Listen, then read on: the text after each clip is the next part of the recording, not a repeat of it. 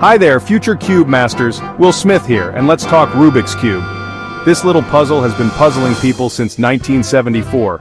Invented by Erno Rubik, it's a real brain teaser, but don't worry, we'll crack it together. We're gonna learn how to solve this bad boy step by step.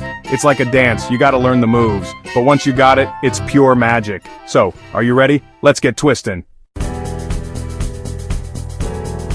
First things first, let's check out our cube. It's got 6 sides, each with 9 little squares.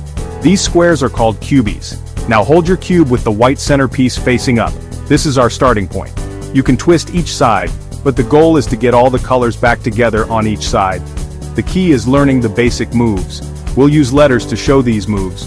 For example, R means turning the right side clockwise. R prime means turning it counterclockwise. Easy peasy.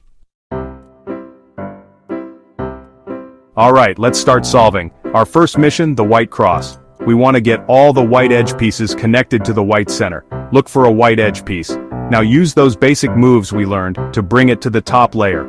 Then match it with the white center. Repeat this for all 4 white edge pieces. Remember, practice makes perfect. You got this. With the white cross done, let's finish the white side. We need to put the white corner pieces in place. Find a white corner piece on the bottom layer.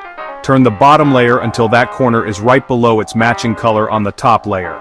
Now, we'll use a special move to bring it up. Keep practicing and soon you'll have that white layer looking sharp. We're on a roll now.